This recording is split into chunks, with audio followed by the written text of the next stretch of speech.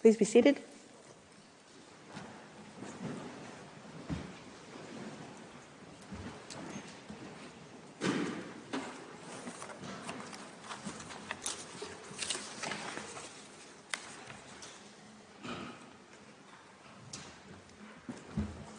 The sitting is open. For reasons duly made known to me, Judge Sabatinde and Judge Bandari will not sit with us in these oral proceedings. The Court meets today under Article 74, Paragraph 3 of the Rules of Court to hear the oral observations of the parties on the request for the indication of provisional measures submitted by the Republic of Armenia in the case concerning application of the International Convention on the Elimination of All Forms of Racial Discrimination, Armenia versus Azerbaijan. This morning, the Republic of Armenia will present its single round of oral argument.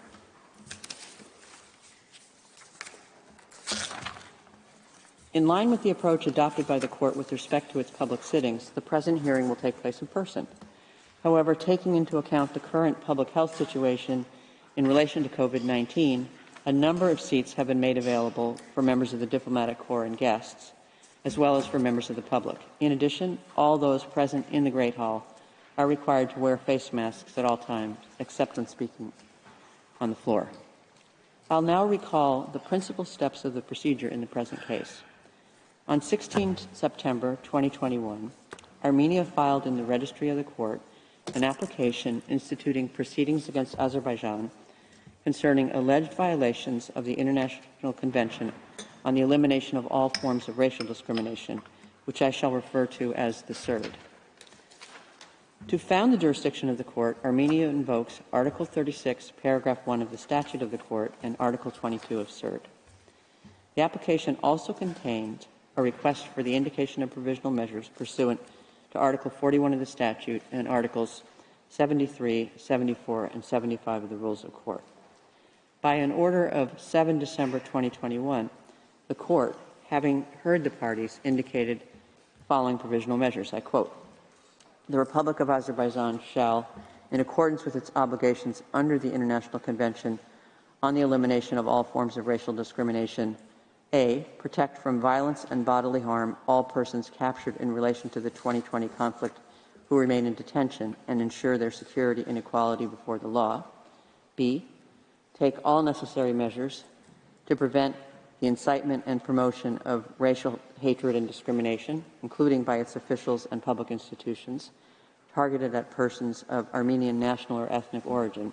And C, take all necessary measures to prevent and punish acts of vandalism and desecration affecting Armenian cultural heritage, including but not limited to churches and other places of worship, monuments, landmarks, cemeteries, and artifacts. And 2, both parties shall refrain from any action which might aggravate or extend the dispute before the Court or make it more difficult to resolve." End of quote. By an order dated 21 January 2022, the Court fixed 23 January 2023 and 23 January 2024 as the respective time limits for the filing of a memorial by Armenia and a counter-memorial by Azerbaijan. By a letter dated 16 September 2022, Armenia, referring to Article 76 of the Rules of Court, requested the modification of the first provisional measure set out in the order of 7 December 2021. By an order dated 12 October 2022, the Court found that, I quote, "The circumstances as they then presented themselves to the Court were not such as to require the exercise of its power to modify the measures indicated in the order of 7 December 2021. End of quote. In addition, the Court reaffirmed the provisional measures indicated in its order of 7 December 2021, in particular the requirement that both parties refrain from any action which might aggravate or extend the dispute before the Court or make it more difficult to resolve. On 28 December 2022, Armenia submitted a new request for the indication of provisional measures, referring to Article 41 of the statute and to Article 73 of the Rules of Court. In its request, Armenia states that on 12 December 2022, Azerbaijan, I quote, orchestrated a blockade of the only road connecting the 120,000 ethnic Armenians in Nagorno-Karabakh with the outside world, thereby preventing anyone and anything from entering or exiting." End of quote. It adds that this blockade, I quote again, "is ongoing as of the date of the present request." End of quote. Armenia states that the blockade has, I quote, "rendered impossible the transfer of critically ill ethnic Armenians hospitalized in Nagorno-Karabakh to medical facilities in Armenia for urgent medical care, as well as preventing the import of food, medical, and medicine supplies and other humanitarian assistance into Nagorno-Karabakh, and causing ethnic Armenian families to be forcibly separated." End of quote. According to Armenia, provisional measures are necessary in order to preserve and protect rights enshrined in CERD. By a letter of 26 January 2023, the agent of Armenia transmitted to the court the text of a further provisional measure sought by the applicant with regard to, I quote, "the provision of natural gas and other public utilities to Nagorno-Karabakh." By a letter dated 27 January 2023, Azerbaijan stated that Armenia did not have a sufficient reason for waiting until one business day before the hearing to introduce a new topic, and that it would be unable to respond to the substance of the new request during the oral proceedings scheduled for 30 January 2023. In view of the short period between the filing of Armenia's request for the indication of a new provisional measure on 26 January 2023 and today's hearing, the Registrar has informed the parties that Azerbaijan may offer any initial response to the new request during today's oral proceedings, and that Azerbaijan would be also authorized to submit written comments limited to the new provisional measure requested no later than 3 p.m. on Wednesday, February 1st. The parties have also been informed that no further additional written materials related to the pending request for the indication of provisional measures may be filed without prior authorization. The Registrar will now read out the provisional measures which the government of Armenia is asking the court to indicate. You have the floor, Mr. Registrar.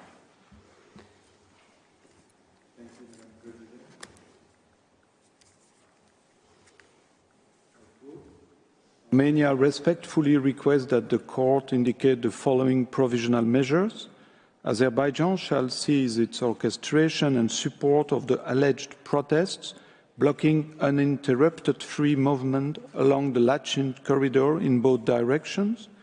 Azerbaijan shall ensure uninterrupted free movement of all persons, vehicles, and cargo along the Lachin corridor in both directions, and Azerbaijan shall immediately fully restore and refrain from disrupting or impeding the provision of natural gas and other public utilities to Nagorno-Karabakh.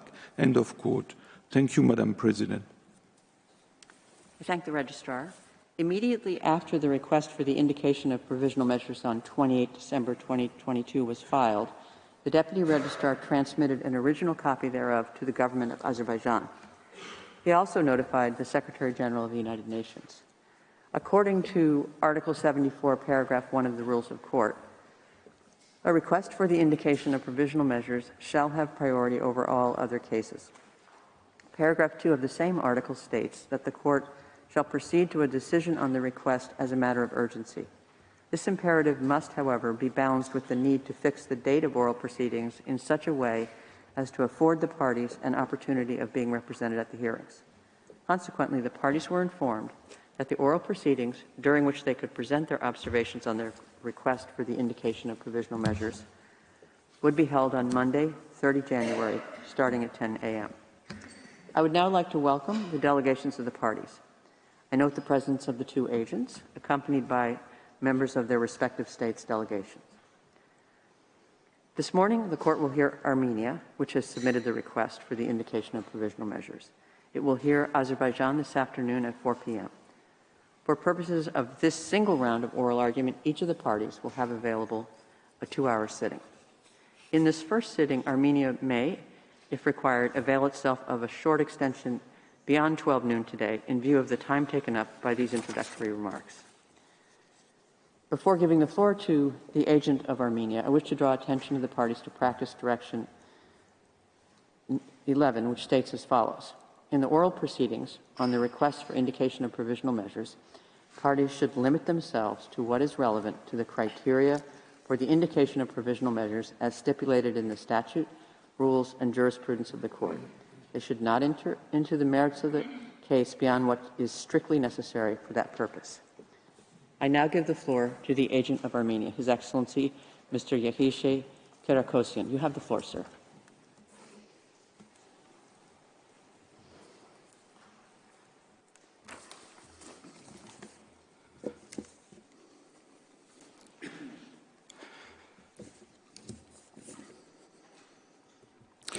Madam President, distinguished judges of the court, it is an honor to appear before you today to speak on behalf of the Republic of Armenia, which obviously has an interest in the fate of ethnic Armenians of Nagorno-Karabakh. We do not come to you lightly and had hoped that the matters addressed in our request would be resolved long ago through the intervention by the UN Security Council on 20 December 2022, as well as bilateral exchanges and letters to the court since then.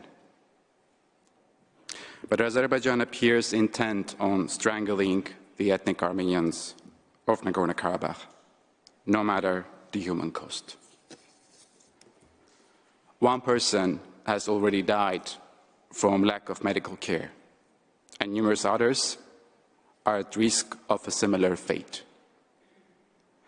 Grocery store shelves are empty, and food is being rationed.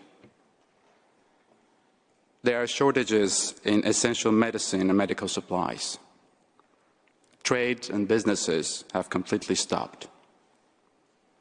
Gas has been repeatedly shut off entirely, and demand on the electrical grid has led to recurring and prolonged blackouts. The schools and kindergartens remain completely shut down.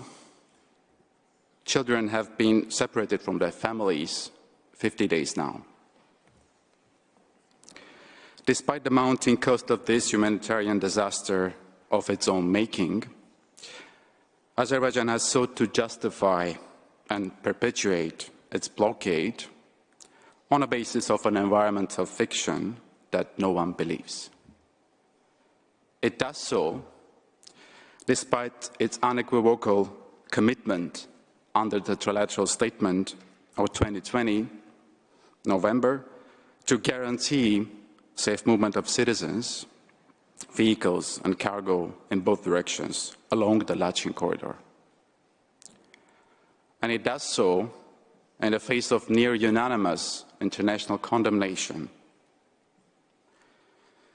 including from the EU, the Council of Europe, United States, France, and numerous other states, as well as Amnesty International, Human Rights Watch, and countless other independent observers and organizations. Over a month ago, the European Court of Human Rights ordered Azerbaijan to take all necessary measures to ensure safe passage of seriously ill persons in need of medical treatment in Armenia, and those stranded on the road. And yet, Azerbaijan ignored the Strasbourg court as well, prompting it to take the extraordinary step of notifying Azerbaijan's non-compliance to the Committee of Ministers of the Council of Europe. I therefore appear before you in this great hall of justice as a last resort. If the court does not act quickly, the ethnic Armenians of Nagorno-Karabakh will be faced with an impossible choice: to leave their ancestral homes or to stay there and starve. President Aliyev has made that plainly clear. he has explicitly demanded that ethnic Armenians in Nagorno-Karabakh, quote, leave, end of quote. He has stated that Azerbaijan's, and I quote, main duty was to expel the Armenians from our lands, end of quote.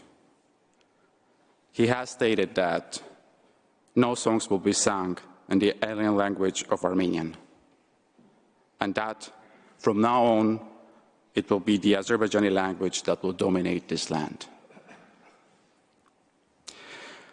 The blockade and the gas and electricity shutdowns and disruptions are specifically designed to make that happen.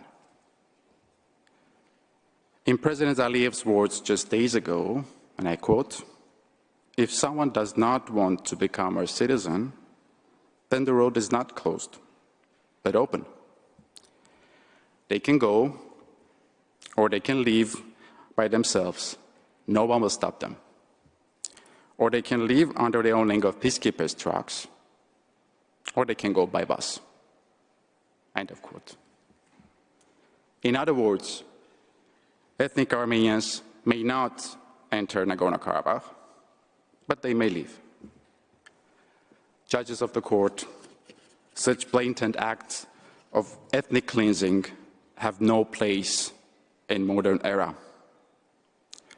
And this court is the last hope for the ethnic Armenians of Nagorno-Karabakh. Madam President, judges of the court, with your permission, Armenia's distinguished counsel will now take the floor to present the remainder of Armenia's case. First, Mr. Lawrence Martin will address the facts justifying Armenia's request. Second, Professor Linos Alexandros Sicilianos will address the prima facie jurisdiction of the court, the rights for which protection is sought, and the link between such rights and measures requested. Third, Dr. Konstantinos Saloridis will address the irreparable prejudice and urgency requiring indication of provisional measures. Fourth, Professor Pierre Dargent will discuss the provisional measures requested. Finally, I will briefly return to the floor to read Armenia's submissions. I thank you, Madam President, distinguished members of the court, for your attention and careful consideration of Armenia's request. I now ask that you call Mr. Martin to the floor. Thank you. For his statement, and I now invite Mr. Lawrence Martin to take the floor.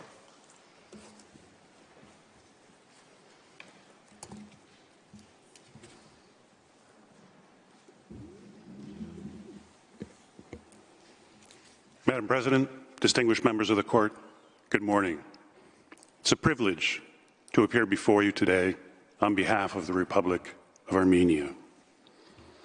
As the honorable agent just said, we come before you today to request your urgent intervention to end an ongoing humanitarian catastrophe. Since 12 December last year, the ethnic Armenian population of Nagorno-Karabakh has been almost entirely cut off from the outside world. They have been, and they continue to be, deprived of access to food, medicine, and all the other necessities of life. Without swift action by the court, their lives are in danger. My intervention this morning will focus on the facts justifying Armenia's request for provisional measures. It'll be divided into three parts. First, I will describe the essential facts of the blockade and the context in which it is occurring. Second, I will discuss the dire humanitarian consequences that Azerbaijan's actions are having. Third, I will address Azerbaijan's excuses about why it is not responsible for the situation and show why none of them is credible. So, to the blockade and the relevant context. The court will recall that tens of thousands of ethnic Armenians were forcibly displaced from territories conquered by Azerbaijan during the 44-day war in 2020. Not a single person has been able to return to their home. When the war ended, the Russian Federation sent peacekeepers to the region to, and these are the words of the Federation Council decree authorizing the deployment, quote, prevent the mass death of the civilian population of Nagorno-Karabakh, end quote. Even so, Azerbaijan has been doing its best to make the lives of the remaining ethnic Armenians in the region intolerable.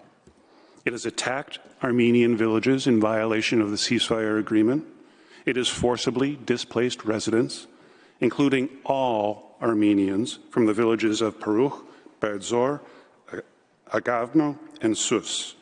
It has intimidated and killed Armenians who just happened to be going about their lives near its armed forces.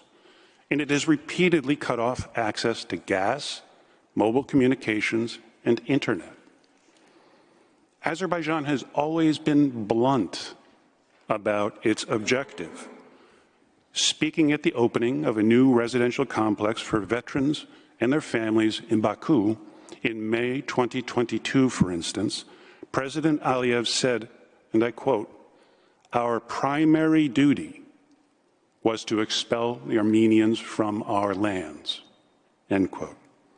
And this is a man, you will recall, who was fond of calling Armenians dogs, vandals, savages, and barbarians.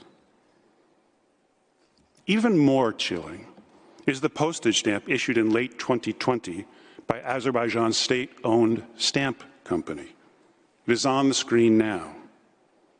We showed this to you during the previous hearing on provisional measures. You see the image at the top.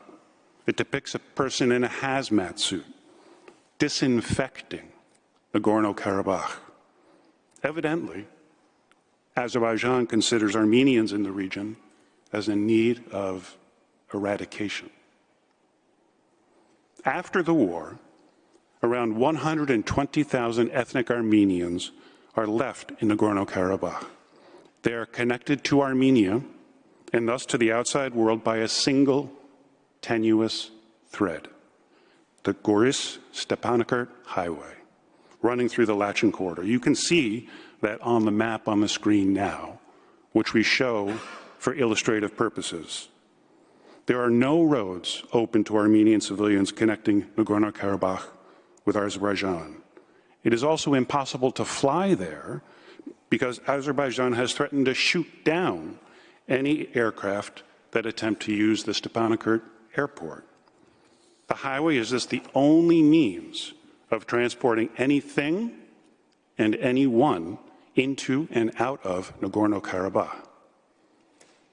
Under the trilateral statement brokered by the Russian Federation that ended the 2020 war, Azerbaijan is specifically required to, quote, guarantee safe movement of civilians, vehicles, and cargo in both directions along the Lachin corridor. Before the blockade, Nagorno-Karabakh imported some 400 tons of essential goods every day. Likewise, residents needing medical treatment elsewhere or wishing to travel outside Nagorno-Karabakh for any reason had to take this road. Then, 50 days ago, on the morning of 12 December, a group of Azerbaijanis dressed in civilian clothes and claiming to be, quote, eco-activists occupied a segment of the Goris-Stepanakert Highway near the city of Shushi, which has been under the control of Azerbaijan since the end of the Second Nagorno-Karabakh War. These ostensible activists claim to be protesting allegedly harmful mining activities in Nagorno-Karabakh and prevented vehicles from passing. It was a poor cover story from the very beginning. Nobody really believes the protesters are genuinely concerned about the environment in Nagorno-Karabakh. One real Azerbaijani environmental activist posted on Facebook the very day the blockade started that, quote, "It is clear as the sky that the protest of the, quote, environmental activists in Karabakh is a made-up story. Until today, I have not seen a single person there caring at all about environmental issues. These guys are just executives of a custom-tailored spectacle." An independent Azerbaijani news source interviewed a number of the protesters. Only a tiny fraction represented environmental organizations. In point of fact, many represent NGOs funded either by the Azerbaijani government or the Haydar Aliyev Foundation. Social media also abounds with photos of so-called protesters wearing military uniforms. In fact, one of the alleged leaders of the so-called protesters, Mr. Telman Kazimov, is reported to be an officer of Azerbaijan's military special intelligence service. The wholly fictitious nature of the protesters' environmental concerns is also shown by other facts. Just 2 days after the blockade started, the authorities in Nagorno-Karabakh relented to the protesters' demands that international observers be allowed to monitor the two mines allegedly at the center of the protests. They adopted a resolution specifically authorizing Russian and Azerbaijani observers. Azerbaijan did not accept. And a couple of weeks later, the authorities ceased mining operations in the two mines altogether. The blockade continues nevertheless, with no end in sight. Azerbaijanis also have far worse environmental problems, much closer to home to worry about. Oil and gas exploitation in the country has had devastating environmental consequences, including in the Caspian Sea. But somehow, the Goris-Stepanakert Highway is the only place these alleged activists choose to protest. Moreover, shortly after the blockade began, the protesters started adding demands that had nothing to do with their putative environmental concerns and had a distinctly more sovereign character. They insisted, for instance, that border and customs control posts be established on the roadway. They also spend far more time chanting slogans praising the Azerbaijani military than raising their voices about environmental issues. The chant, quote, "The Azerbaijani soldier is the greatest soldier," is one of their favorites. So what's really going on here? It's obvious. Azerbaijan is trying to fulfill what President Aliyev called its, quote, primary duty, to expel Armenians from its lands. How do we know that? Well, President Aliyev himself said so. Speaking about the situation on the highway in a 10 January 2023 interview, he told the assembled press, quote, "Whoever does not want to become our citizen, the road is not closed, it is open. They can leave whenever they want. No one would stop them. They can travel in the back of the peacekeepers' trucks or take a bus. The road is open." The road is open for those who want to leave. Azerbaijan's purpose could not be clearer. The racial animus of the protesters themselves is equally evident. There are numerous photos and videos on social media of the protesters displaying the hand gesture of the notorious pan-Turkic ultranational group, the Grey Wolves, which is widely condemned for anti-Armenian violence and hate speech. On the screen now is just one such photo. Another video on Twitter shows protesters enjoying what is obviously a chartered bus ride to the site, merrily singing a song. The lyrics include, quote, let those mountains see gray wolves again, leave the land of Oghuz, that is Turks, and run away.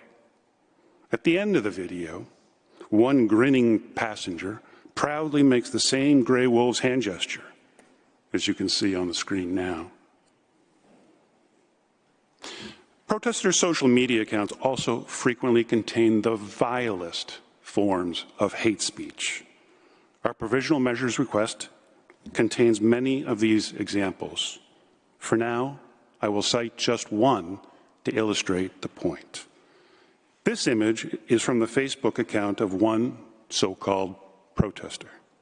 It shows a patch depicting the notorious Ottoman genocidaire Enver Pasha with the inscription, "Armenian, don't run. You'll die anyway, just exhausted."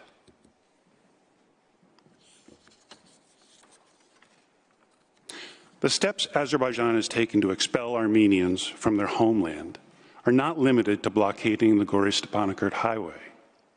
It is making their lives intolerable in other ways, too. It has cut the supply of natural gas, essential to heat homes and businesses, during the coldest months of the year. The court may recall that last year, Azerbaijan twice cut off the supply of gas, only to restore it as soon as Armenia brought it to the urgent attention of the court. Now, just since the start of the blockade, Azerbaijan has interrupted the gas supply on 5 different occasions. On December 13th for 3 days, on January 17th for 1 day, on January 18th for 3 days, and again on 21 January for 3.5 days. On 25 January, there was a brief respite. At around 11 a.m., a 48% increase in the flow of gas was reported, providing some measure of relief, but not nearly enough to meet the needs of the population. After the gas was fully restored on January 26, it was once again cut on January 29th. Bear in mind that all of this is happening during winter, when temperatures regularly fall below 0 degrees Celsius. That is not all. On 9 January, Azerbaijan appears to have damaged the only high-voltage power line connecting Goris and Stepanakert, leaving the population of Nagorno-Karabakh without a steady electricity supply. Azerbaijan, again, is not allowing Armenian technicians to repair the damage. Currently, the only available electricity comes from the limited local sources, including from the Sarsang Reservoir, which has been placed under great stress. This has entailed 6-hour rolling blackouts per day. As things stand, even longer daily blackouts seem likely to be imposed in the future. I come then to the second part of my intervention, the humanitarian consequences of Azerbaijan's actions. These are not hard to imagine.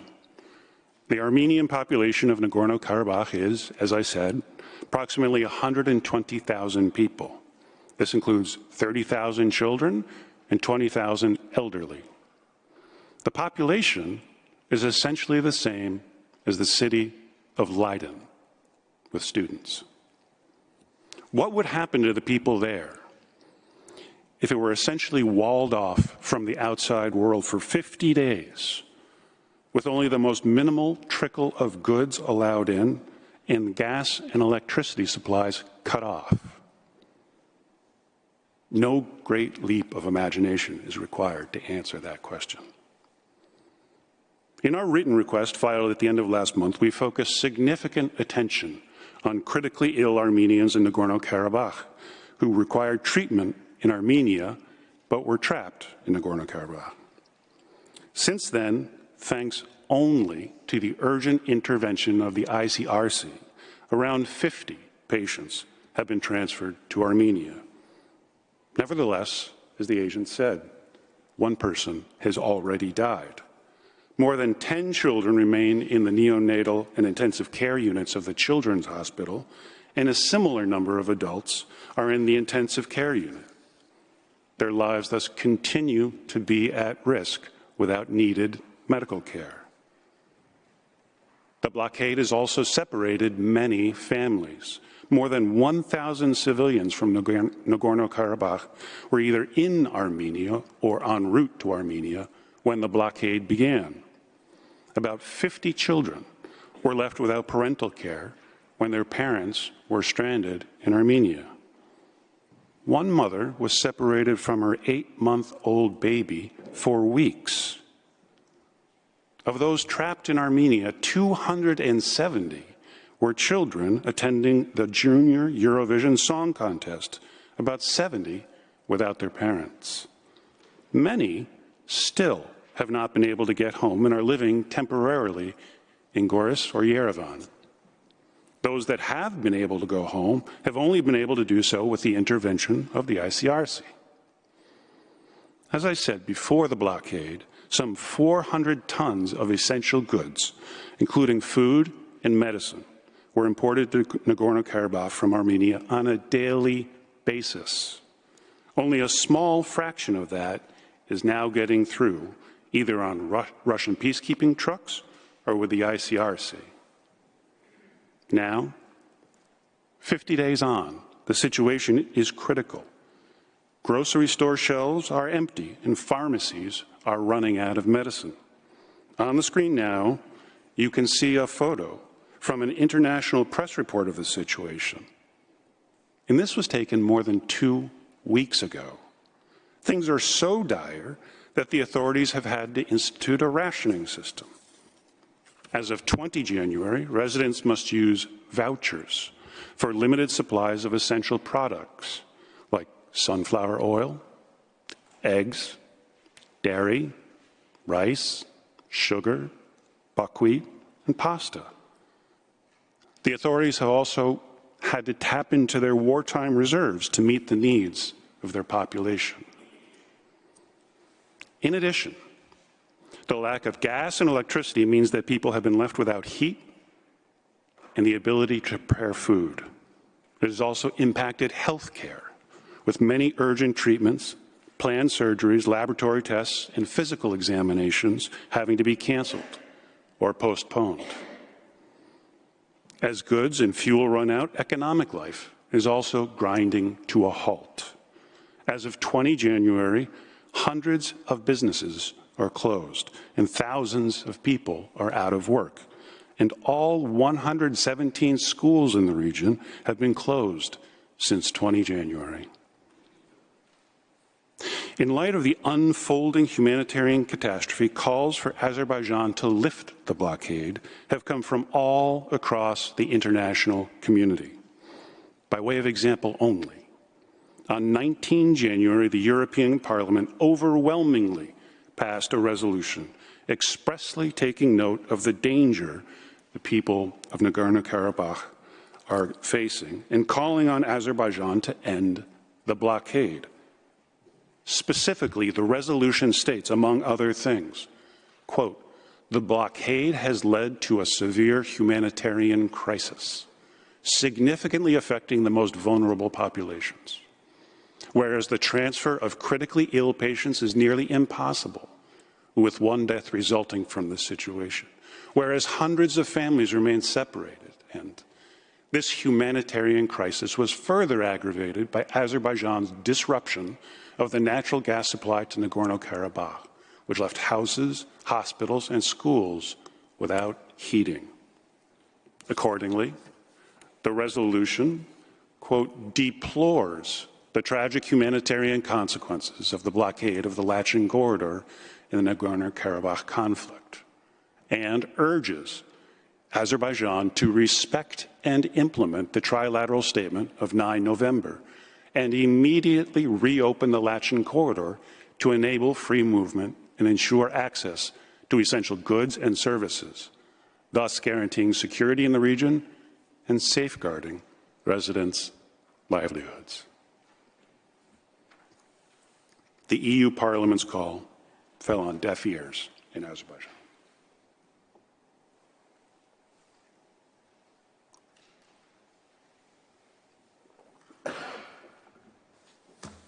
That brings me, Madam President, to the last part of my presentation this morning. Faced with these stark and widely condemned facts, what does Azerbaijan say? Not much, actually. We look forward to hearing what it has to say later today, though we expect it will be much of the same. For now, I will address what little we have to work with. I will start with what it has said to this court. In its first letter to the court dated 3 January, Azerbaijan presented what it called its initial response and promised to provide more information later. Azerbaijan first asserted the road, quote, is controlled by Russian Federation peacekeepers in application of the trilateral statement, not Azerbaijan. This assertion, of course, entirely overlooks the fact that in paragraph 6 of the trilateral statement, Azerbaijan specifically undertook to, quote, guarantee safe movement of citizens, vehicles, and cargo in both directions along the Lachen corridor. Azerbaijan's assertion also overlooks the fact that the alleged protesters are its own citizens, who can only be there because it was only recently conquered by Azerbaijan with the express permission of the government.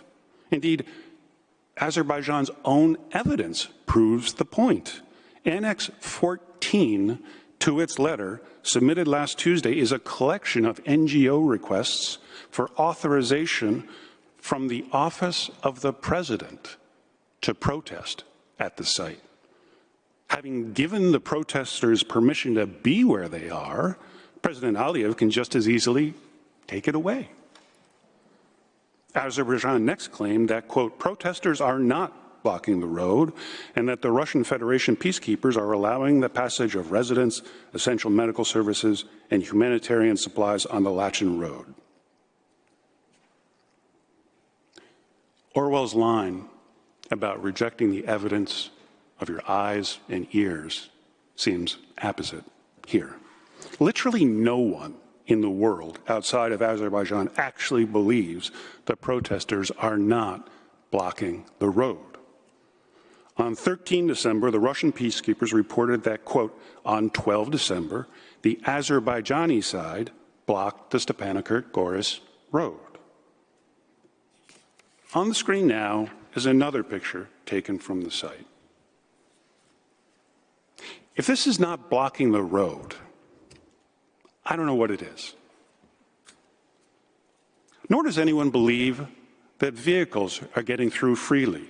Just recently, the UN Human Rights Chief, Volker Turk, called, quote, for free and safe movement through Lachen corridor to be immediately and fully enabled, saying, quote, unrestricted access to food, medicine, and other basic goods and services is essential to the enjoyment of human rights of the affected population.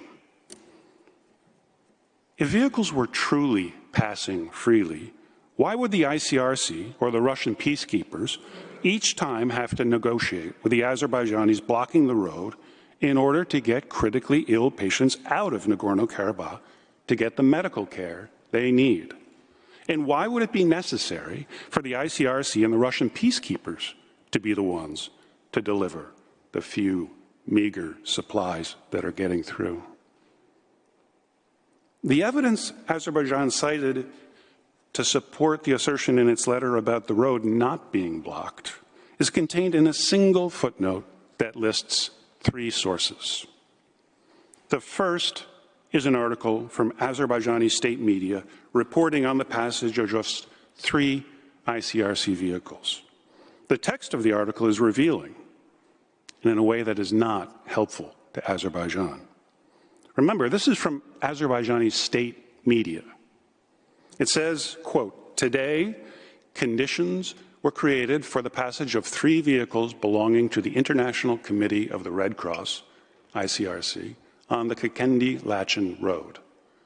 The participants of the action pulled out of the road and opened a corridor for the passage of cars. The participants of the action pulled out of the road and opened a corridor for the passage of cars. In other words, they temporarily lifted the blockade just so 3 ICRC vehicles could pass. The 3 January letter also referred to a tweet from a senior government official with an embedded video showing protesters, quote, standing aside, so again, lifting the blockade to let 3 ICRC vehicles pass. And the only other so-called evidence is a self-serving statement to the Security Council by Azerbaijan's permanent representative to the UN. In its 3 January letter, Azerbaijan also alleged that, quote, Armenia willfully and unlawfully has been using the Lachen Road to traffic weapons, including recently laid landmines and booby traps that continue to kill and maim Azerbaijanis, and illegally mined minerals between Armenia and Azerbaijan's sovereign territory, end quote. We will have a lot more to say about that claim tomorrow. Today, let me simply say that there is not even a shred of evidence to support it. Nothing. It is also worth recalling that the road has been under the supervision of the Russian peacekeepers since November 2020, and that not a single one of their daily bulletins has reported the alleged transport of weapons, landmines, or minerals. In its second letter to the court, dated 12 January, Azerbaijan did not really offer any more information as it said it would. It does little more than repeat the contents of its first letter, saying that, quote, the Lachen Road is controlled by Russian peacekeepers, and Azerbaijan does not exercise control over who is using the road in either direction, and that, quote, vehicles continue to pass next to the protest site unimpeded, end quote. As I have largely dealt with these assertions, I will not repeat myself. I just note that whereas its first letter contained only a single evidentiary footnote about the passage of vehicles, its second letter contains 8. Still, they add nothing. The 8 footnotes are all references to Azerbaijani state media reports, all of which mention only Russian peacekeeping or ICRC vehicles passing the site after negotiation with the Azerbaijanis. I'm sure we'll hear more of the same this afternoon. But the point is, these special exceptions for outside parties with special responsibilities only serve to prove the rule that the road is not open as usual. Outside the court, Azerbaijan has sometimes tried a different approach, claiming the protests are a simple manifestation of its people's right to protest. In a 23 December 22 statement, for example, the Azerbaijani Ministry of Foreign Affairs referred to the, quote, peaceful protest on Lachen Road with a demand to prevent the illegal exploitation of Azerbaijani's natural resources, the transportation of these resources from Azerbaijan to Armenia, and the abuse of the Lachen Road, the use of which is intended only for humanitarian purposes, end quote. There are a number of problems with this pretense. First, even if it were true that the protests really were private individuals who were genuinely concerned about the environment, which, as I explained, it distinctly is not, that would not justify their actions or Azerbaijan's failure to disperse them. Any right to protest would be outweighed by the grievous harm inflicted on the Armenian population of Nagorno-Karabakh. The Azerbaijani government could not be justified in leaving the protesters alone, given that very real harm. The claim that these are just spontaneous manifestations of private discontent is also put to the lie by the fact that Azerbaijan is not a free country in which public protests are tolerated. Freedom House, for one, has ranked Azerbaijan as, quote, not free, in part because of a lack of freedom of assembly. In a 2022 report, it wrote, quote, unsanctioned assemblies can draw a harsh police response and fines for participants. This assembly, in contrast, is plainly sanctioned, indeed staged, by the government. Azerbaijan's excuses regarding the interruptions of gas and electricity are equally unconvincing, indeed entirely contradictory.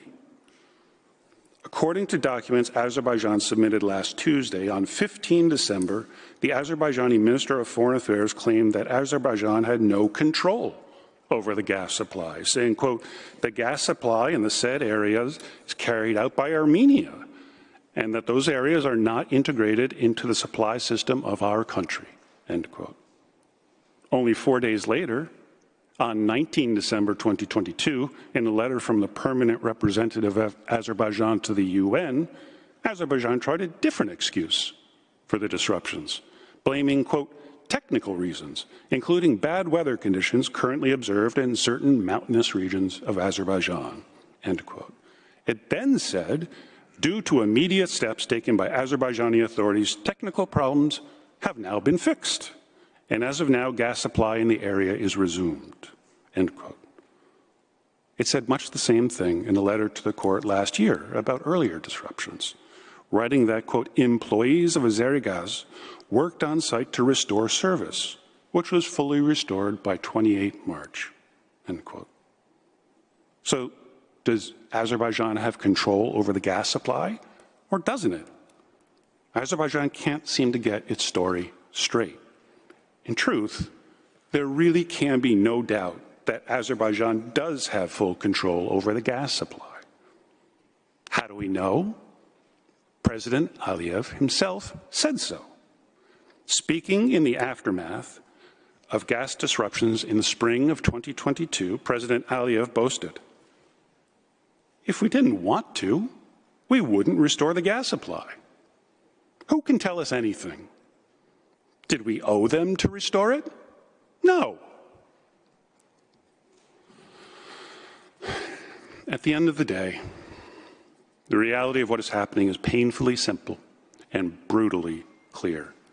The ethnic Armenians of Nagorno-Karabakh are under siege. For those who choose to stay, their only access to the outside world is blocked. Everything else they need to continue living where they have for millennia is rationed or gone already. This includes food, medicine, heat, and electricity.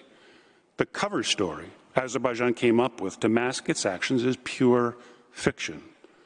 The alleged eco-activists conducting the blockade are nothing of the sort.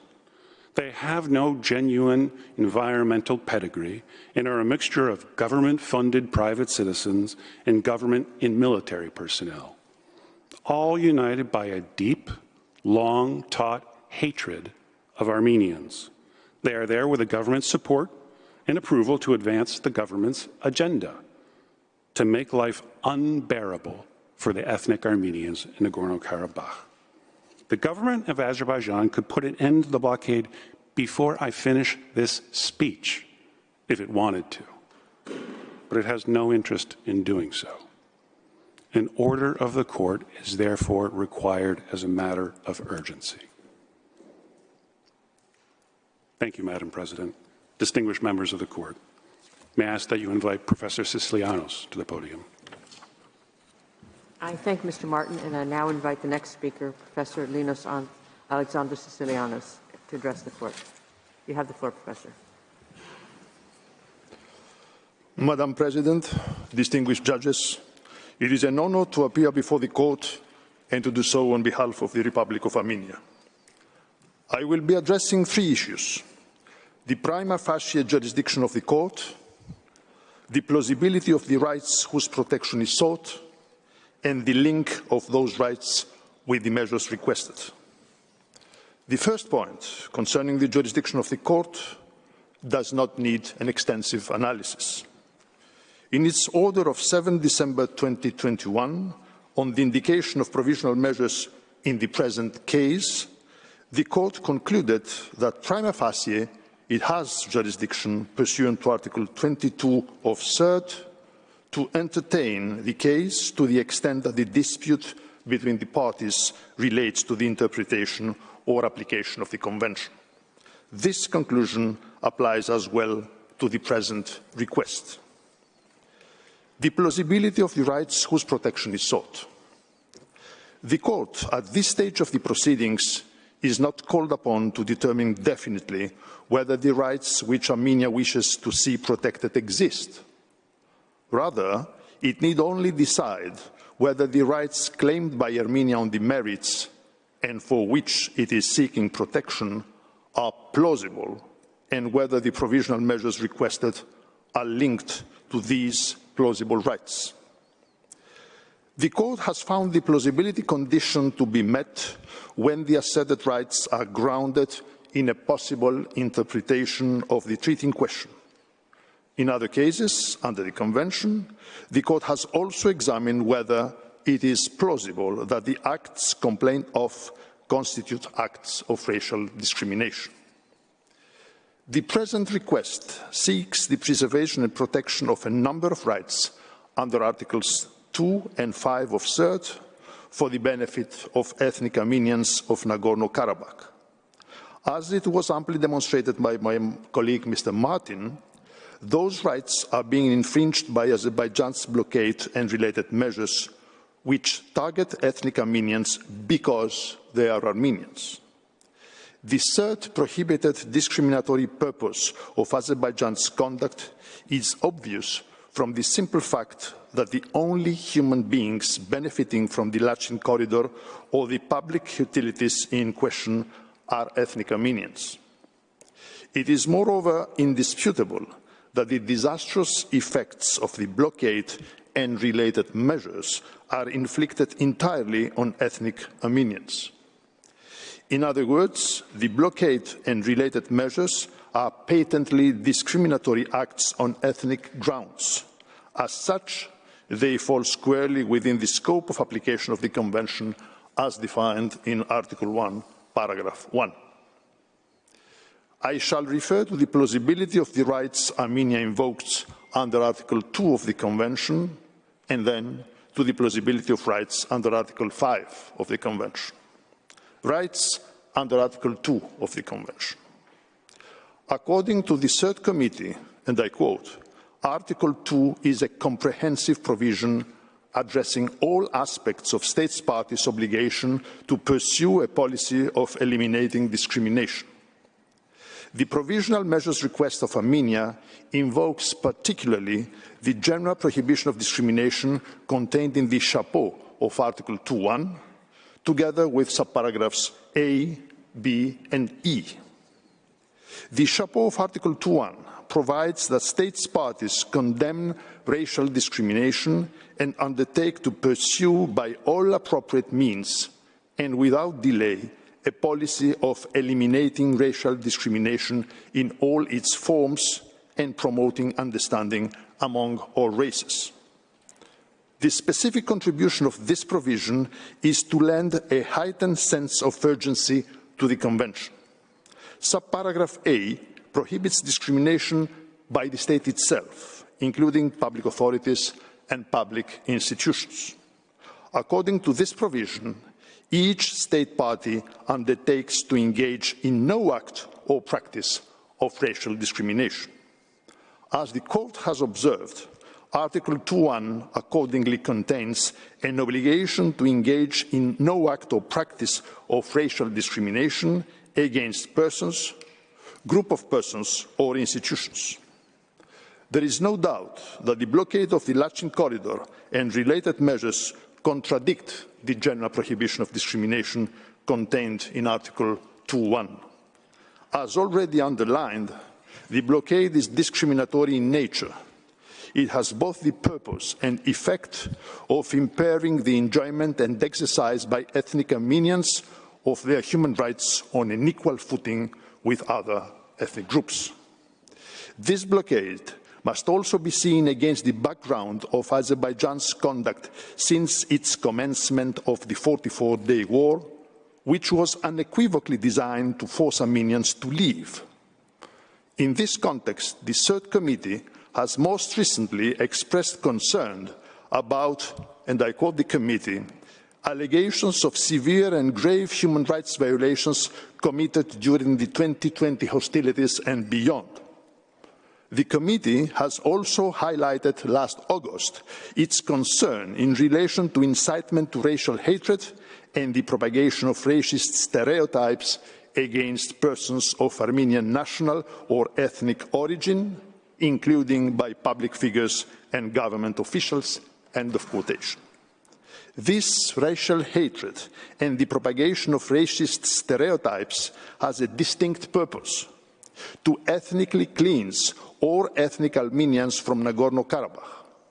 No ethnic Armenian remain in any of the territories of Nagorno-Karabakh conquered by Azerbaijan during the 44-day war. No ethnic Armenian remain in territories returned to Azerbaijan after the conclusion of the 44-day war. I recall the statement by President Aliyev referring to Armenians in the Lachin corridor. When did you come here? In 1994. Who lived here before then? Azerbaijanis did. So leave. End of quotation. The Armenians did leave after this threatening statement. The blockade is yet another important step fitting squarely in this policy of intimidation. It is aimed at creating living conditions so unbearable for ethnic Armenians that they are forced to leave this area. I recall this statement by President Aliyev, dated 10 January 2023. Whoever does not want to become our citizen, the road is not closed, it is open. They can leave, they can go by themselves. No one will hinder them. The road is open. The road is thus open only into one direction. This is the quintessence of the presidential statement. In its memorial, Armenia fully substantiates the myriad wrongful acts constituting ethnic cleansing.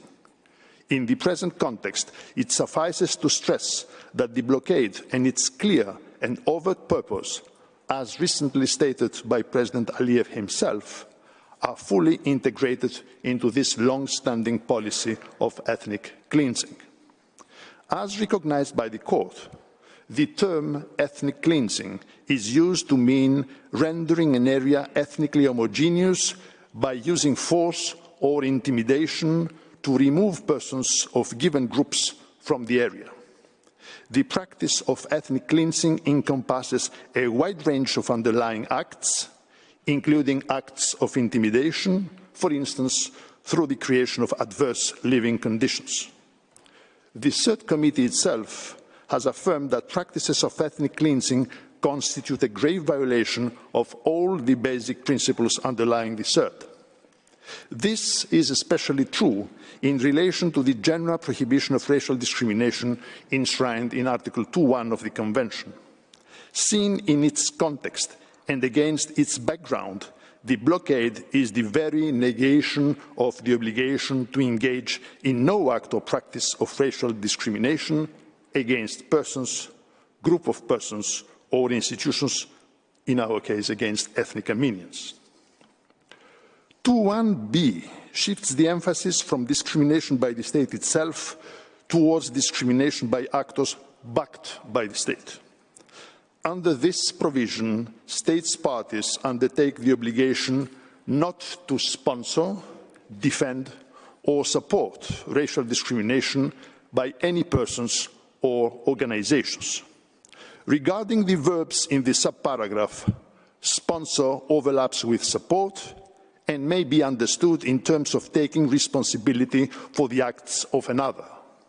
Support has a wider meaning and may include encouragement, assistance, or approval. In the above-mentioned interview of 10 January 2023, President Aliyev explicitly supported and even defended the blockade and the so-called eco-activists by declaring, I quote, "First of all, I salute those young people. They are a source of our pride. They have been there day and night in freezing and snowy weather, demanding their rights, and once again showing the whole world the high moral qualities of Azerbaijani youth." End of quotation. As my colleague Mr. Martin has amply demonstrated, many of the so-called eco-activists are not private individuals, and all such eco-activists are supported by the government. Such support is clearly incompatible with the obligation of states parties under Article 2(1)(b) of CERD not to sponsor, defend, or support racial discrimination by any persons or organizations. Article 2(1)(e) now insists on the obligation of states parties to encourage integration, to eliminate barriers between races and ethnic groups, and to discourage racial division. However, the above statements of approval and support of the blockade and the so-called eco-activists are the negation of the obligation to discourage anything which tends to strengthen racial division under Article 2(1)(e) of the CERD. It is indeed more than plausible that the encouragement of the blockade of a whole ethnic community perpetuates segregation, thereby strengthening division along ethnic lines. In conclusion on this point, the blockade and its support and encouragement constitute plausible and even manifest breaches of the obligations and the corresponding rights under Article 2(1), subparagraphs A, B, and E of CERD. I turn now to Article 5 of the Convention. This provision is expressly linked to Article 2. It tends to ensure the effective implementation of the general prohibition of discrimination.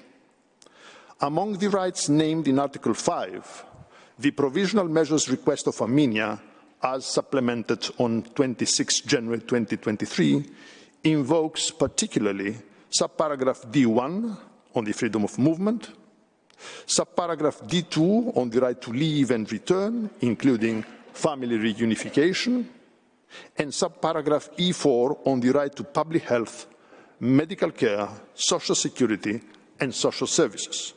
I shall examine the plausibility of those rights one by one. Article 5(d)(1) protects the equal enjoyment of the right to freedom of movement. This provision is inspired by Article 13(1) of the Universal Declaration of Human Rights. This right should be enjoyed without discrimination based inter alia on ethnic or national origin. It is evident that the blockade of the Lachin corridor precludes ethnic Armenians living in Nagorno-Karabakh from moving freely. They are confined in a very limited space, which is the only space in Nagorno-Karabakh where they are allowed to live. Article 5(d)(2) protects the equal enjoyment of the right to leave any country, including one's own, and to return to one's country. This right draws upon Article 13(2) of the Universal Declaration and is found in other international instruments, including Article 12 of the International Covenant on Civil and Political Rights. Both aspects of this right, the right to leave, and more importantly in this context, the right to return, are the subject of an extensive general comment by the Human Rights Committee.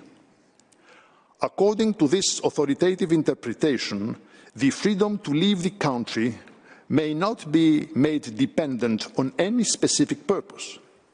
Furthermore, restrictions to the right to leave must be provided by law, must serve a legitimate aim, and must be necessary in a democratic society for the protection of this aim. As explained by the Human Rights Committee, the right of an individual to enter his or her own country recognizes the special relationship of a person to that country and includes the right to remain and the right to return, as well as the right to be reunited with family. The right also implies prohibition of enforced population transfers or mass expulsions to other countries. A fortiori, the right to return implies the prohibition of practices of ethnic cleansing. The persons entitled to exercise the right to return to his or her own country can be identified by interpreting the meaning of the phrase his own country. According to the Human Rights Committee again, the scope of his own country is broader than the scope country of his nationality. It embraces the individual who has special ties to or claims in relation to a given country. In other words, what matters is the factual relationship with the country, irrespective of any question related to nationality or citizenship. The blockade of the Lachin corridor creates a situation which blatantly violates the freedom of movement implied in the right to leave and the right to return to one's country. This blockade is not provided in any law. It is arbitrary. It does not serve any legitimate purpose and, of course, is not necessary in a democratic society. As Mr. Martin has amply demonstrated, families remain separated, given that the blockade was imposed when more than 1,000 civilians of Nagorno-Karabakh were either already in Armenia or en route to Armenia. Among other things, when the blockade was imposed, a large number of ethnic Armenian children living in Nagorno-Karabakh had been attending a contest in Armenia. Some of them were able to return on 19 January 2023, escorted by the Russian peacekeepers. But Azerbaijanis stopped the vehicle and intimidated the children. This grave incident has been largely documented. It clearly demonstrates the obstacles to the right to return, even when escorted by the Russian peacekeepers. Without them, it is simply impossible to return. In conclusion on this point, the blockade of the Lachin corridor, whose purpose is discriminatory, is a clear and in any case a plausible violation of the provisions of the CERT concerning freedom of movement, namely Article 5D, subparagraphs 1 and 2. I continue now with social rights, and more particularly with the right to public health, medical care, social security, and social services, protected in Article 5E4 of the Convention. The statement of protected rights in this subparagraph incorporates rights listed separately in other UN documents, especially in Articles 9 and 12 of the International Covenant on Economic, Social and Cultural Rights concerning the right to health and the right to social security, respectively. According to the Committee on Economic, Social and Cultural Rights, the right to health is visualized as related to and dependent upon the realization of a range of other human rights and is understood as a right to the enjoyment of a variety of facilities, goods and services. The CERT Committee has not adopted the general recommendation on Article 5E4. However, a broad understanding of this provision clearly results from different group-related general recommendations and numerous concluding observations. The rights protected in Article 5E4 have been clearly violated because of the blockade. For 50 days now, the people of Nagorno-Karabakh remain under siege. The daily newsletters issued by local authorities report the increasing number of critically ill ethnic Armenians hospitalized in Nagorno-Karabakh who have been slated to be transferred to medical facilities in Armenia for urgent medical care, but for whom the blockade has rendered their free and timely transfer impossible. One of them has already died. Another patient suffering from brain cancer was prevented from undergoing a scheduled surgery last December. When he was finally allowed to exit Nagorno-Karabakh, it was too late for the treatment. Any medicine coming in requires negotiations upon negotiations for Azerbaijan to approve the delivery by the International Committee of the Red Cross or the Russian peacekeepers. The Ministry of Health of the Republic of Artsakh has warned that local hospitals could soon face a shortage of medicine and other life-saving medical supplies. Hundreds of ethnic Armenians have been deprived of the right to receive necessary medical treatment due to the suspensions of planned surgeries in medical facilities across Nagorno-Karabakh. The blockade is also preventing the import of food and other humanitarian assistance in Nagorno-Karabakh. As Mr. Martin explained, prior to the blockade, approximately 400 tons of essential goods, including grain, flour, vegetables and fruits, were imported into Nagorno-Karabakh from Armenia on a daily basis. Now, due to the discriminatory blockade, there are critical shortages in these essential goods. The authorities were forced to introduce the rationing of food and essential goods through a coupon program. Supermarkets and grocery stores are left with empty shelves. Again, any food coming in requires negotiations upon negotiations for Azerbaijan to approve their delivery by the ICRC or the Russian peacekeepers. With the dearth of food currently in Nagorno-Karabakh, it is truly disheartening to see tons upon tons of goods stored in Armenian border towns awaiting a window of opportunity to be sent to their beneficiaries. In a resolution on the humanitarian consequences of the blockade in Nagorno-Karabakh, the European Parliament has qualified this situation as a severe humanitarian crisis. Timed to coincide with the blockade, on 13 December 2022, Azerbaijan once again cut off the supply of natural gas to Nagorno-Karabakh without any advance warning, leaving homes, businesses, hospitals and schools without heat in the midst of a freezing winter. Medical facilities were forced to suspend scheduled surgeries to save energy and medicine.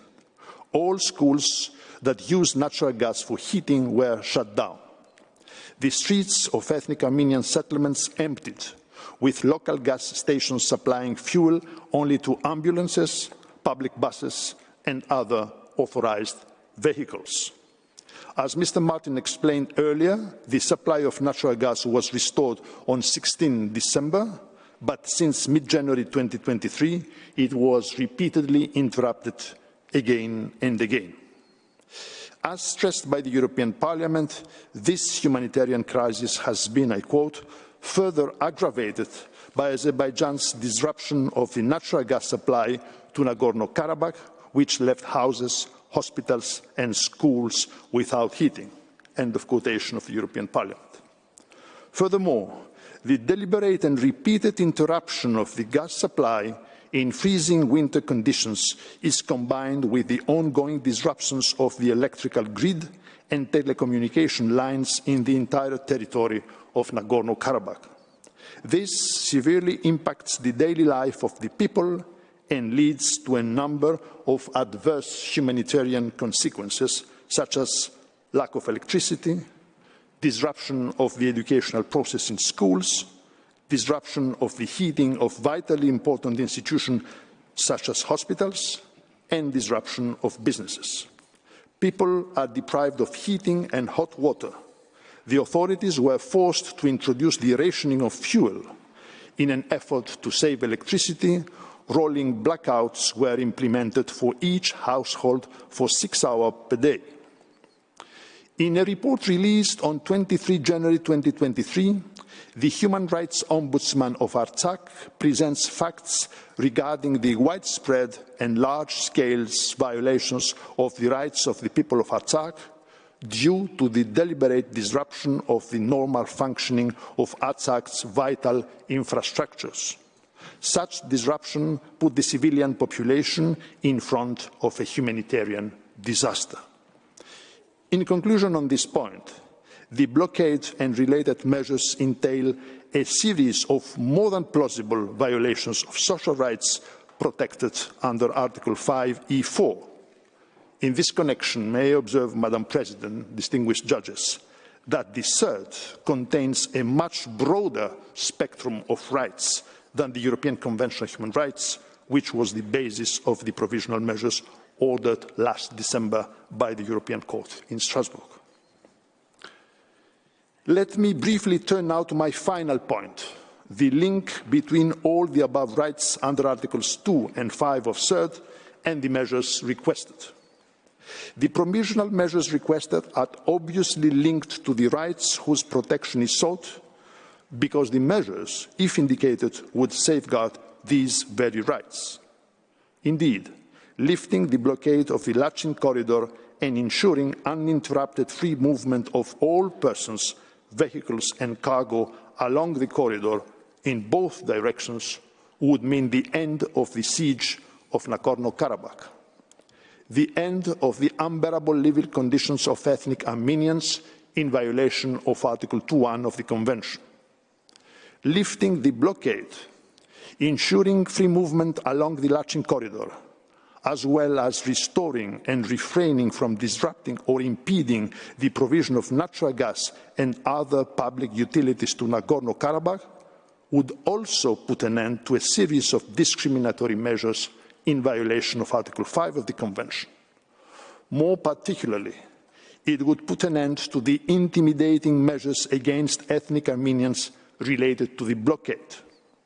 It would permit the enjoyment of the various aspects of their right to free movement.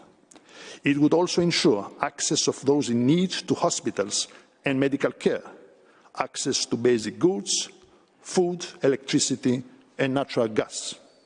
In a nutshell, the measures requested, if indicated, would permit 120,000 ethnic Armenians in Nagorno-Karabakh to live again in decency. Otherwise, there is an urgent risk of irreparable damage. May I kindly ask you, Madam President, to give the floor to my colleague, Dr. Konstantinos Salonidis, who will be addressing this issue. I thank you for your kind attention. I thank Professor Sicilianis for his statement, and I now invite Mr. Konstantinos Salonidis to take the floor. You have the floor, sir.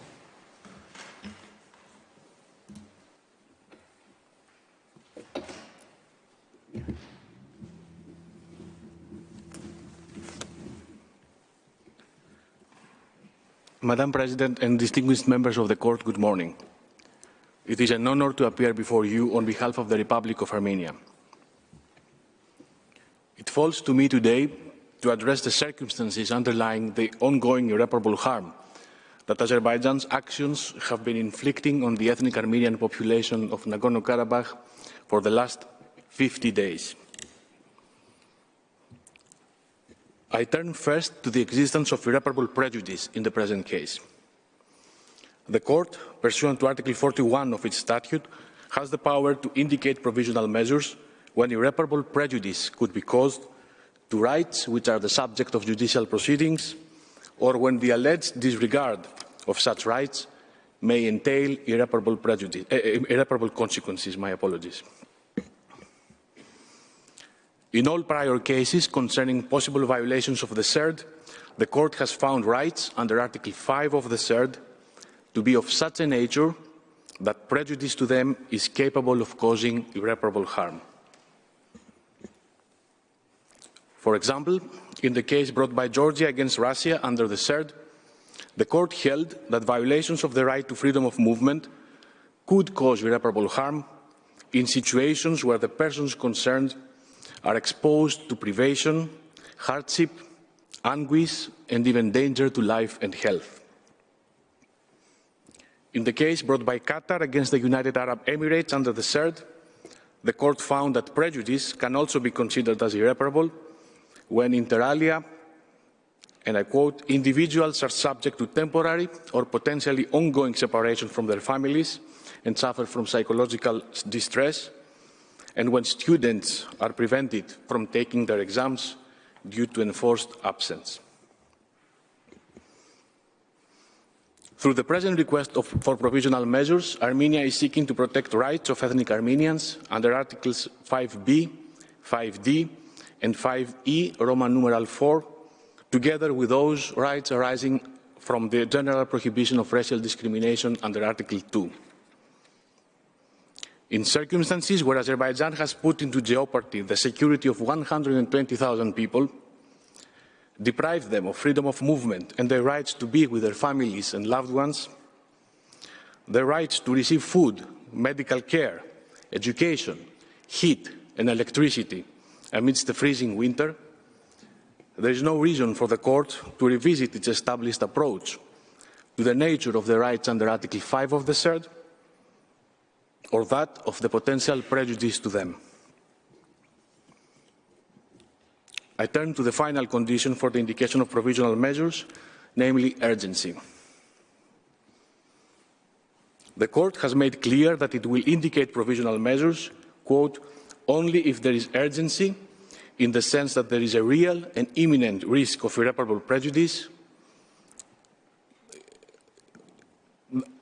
in case there is a real and imminent risk that irreparable prejudice will be caused before the court gives its final decision. So what has happened in these 50 days of blockade?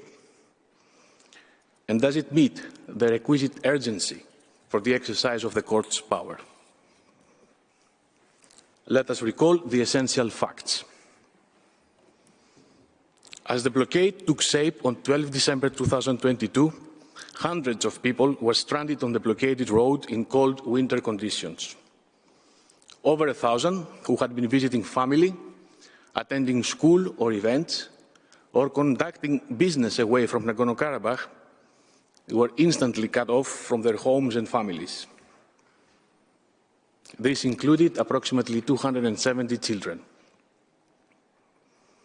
At the same time, as Mr. Martin recalled earlier, the daily flow of 400 tons of essential goods into Nagorno-Karabakh immediately came to a halt, as did the transfer of the critically ill to Armenia for urgent medical treatment and scheduled medical examinations. On day 2, amidst freezing winter temperatures, the gas supply was interrupted. As it did last March, Azerbaijan did not allow emergency crews to investigate and make necessary repairs. The interruption persisted for 3 days until, under mounting international pressure, the flow of gas was restored. On day 8, the blockade claimed its first life when a 44-year-old hemodialysis patient in serious condition was not permitted to seek treatment outside Nagorno-Karabakh. On the same day, all non-emergency surgeries in all hospitals in Nagorno-Karabakh were suspended due to the anticipated shortages in medical supplies. By day 10, grocery store shelves had been emptied of fresh food staples. Bakeries were running out of ingredients to make bread. By day 11, pharmacies were running out of antibiotics, blood pressure medication, insulin, and other essential medicines and medical supplies. By day 15, cash shortages led to the imposition of withdrawal limits at banks. On day 23, local authorities decided that due to the impossibility of importing food and essential goods with regularity, state wartime reserves would need to be distributed. On day 28, food shortages led preschools and kindergartens across Nagorno-Karabakh to close their doors. It has now been more than 3 weeks since the youngest children have been out of school. On the same day, the only high-voltage power line connecting Nagorno-Karabakh to Armenia was damaged in an apparent act of sabotage.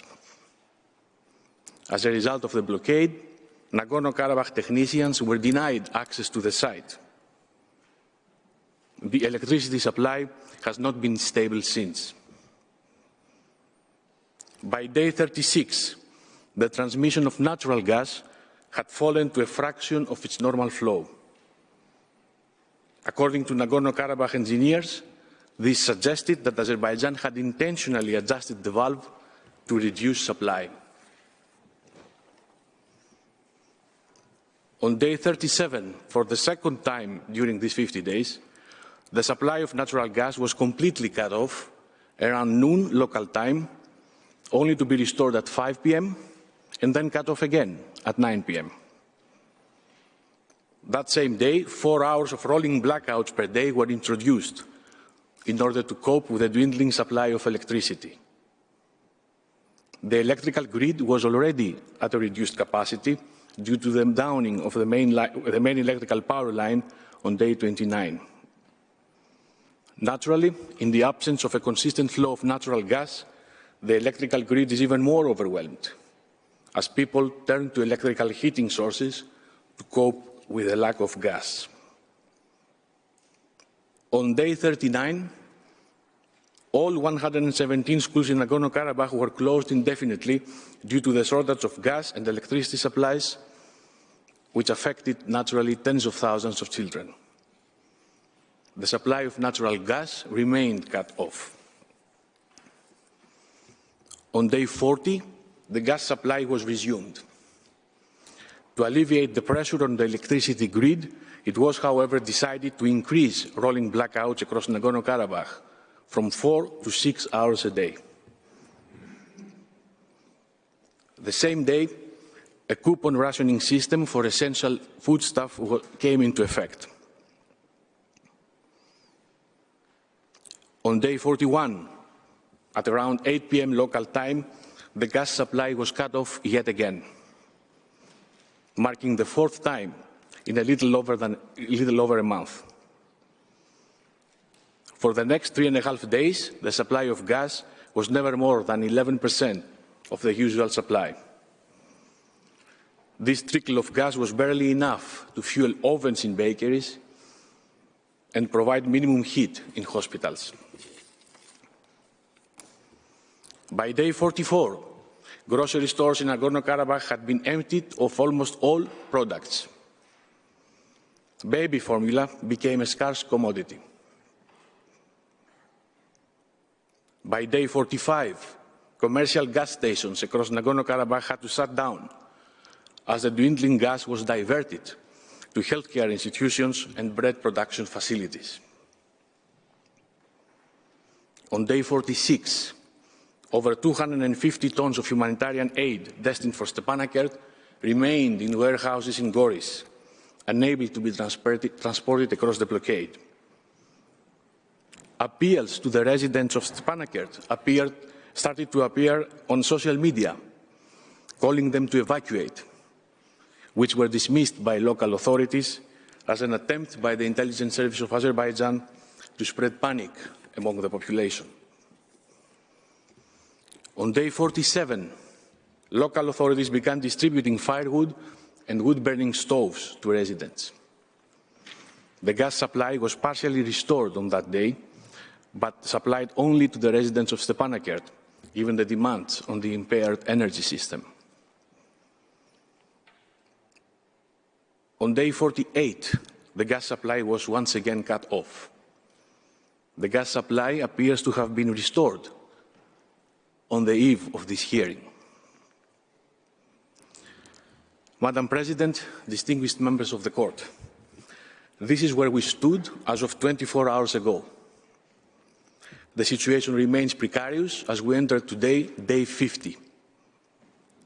To see this firsthand, you may find at tab 2 of your judges' folders the English versions of some of the very bulletins that residents of Nagorno-Karabakh receive daily from the local authorities. These bulletins update them on what new cruelty Azerbaijan's actions are inflicting upon them and convey information on a daily basis on how best to cope with the consequences. As I speak before you today, over 1,000 people remain separated from their families and friends, including hundreds of children. Imagine how every minute of the past 50 days has felt for the parents of these children and the children themselves. In the past 50 days, a dozen residents of Nagorno-Karabakh have passed away, either abroad or in Armenia. Families and friends have been unable to mourn them, since their bodies cannot be transported across the blockade. The transfer of the critically ill still takes place only after negotiations with the Azerbaijani so-called protesters, conducted by the peacekeepers or the ICRC. The so-called protesters truly hold power over the life and death of these individuals.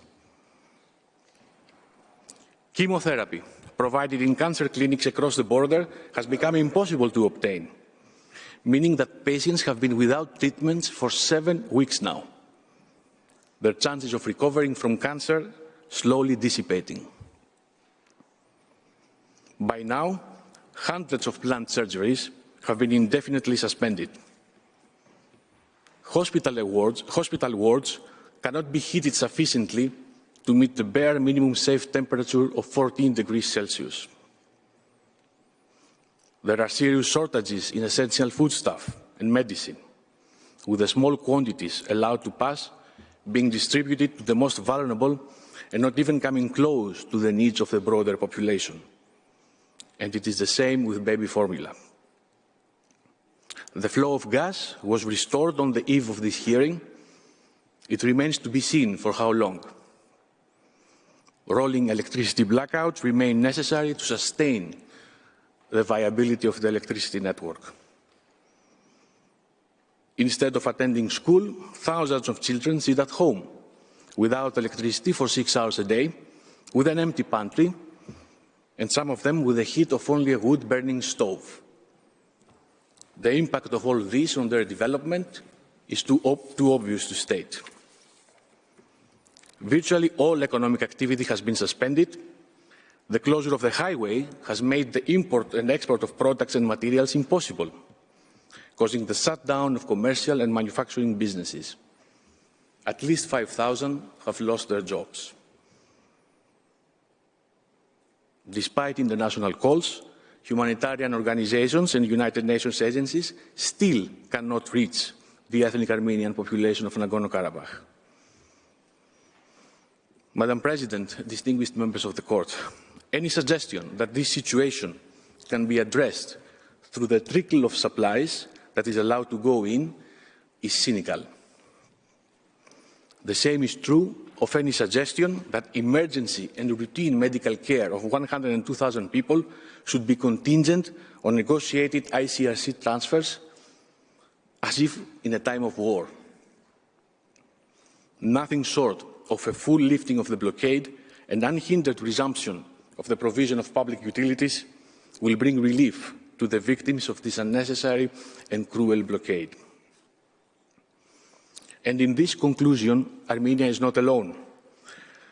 This conclusion is shared by the international community at large. As you can see on your screens, calls abound for Azerbaijan to immediately and fully end the blockade and to urgently guarantee unimpeded access. This is necessary in order to avert humanitarian catastrophe, the risk of which grows each day.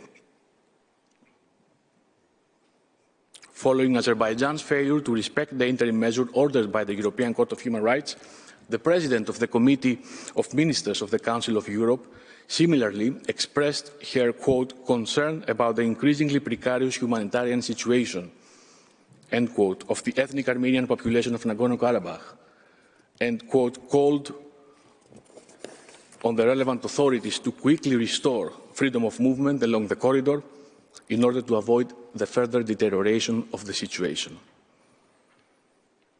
And yet we heard from Mr. Martin that such calls fall on willfully deaf ears. Azerbaijan brags openly about how it cannot be stopped, not by the international community, and not even by a binding order of the court in Strasbourg. Madam President, distinguished judges of the court, the progressive deterioration of the situation is obvious, as is the collective trauma already inflicted on the ethnic Armenian population of Nagorno-Karabakh. With respect, these circumstances do not just entail an imminent risk of irreparable harm. They are causing such irreparable harm in real time, with the scope, scale, and gravity of the harm compounding with each passing hour. The Court has previously granted provisional measures to protect rights under the CERD after finding that the affected populations remain vulnerable. The people of Nagorno-Karabakh are not just vulnerable, they are enduring for 50 days now a humanitarian crisis, and I'm afraid they will continue to do so without the Court's urgent intervention. This concludes my presentation. I thank the Court for its attention and respectfully request, Madam President, to ask Professor Darzant to take the floor. I thank Mr. Salonides, and I now invite the next speaker, Professor Pierre Darzant, to address the floor. You have the floor, Professor.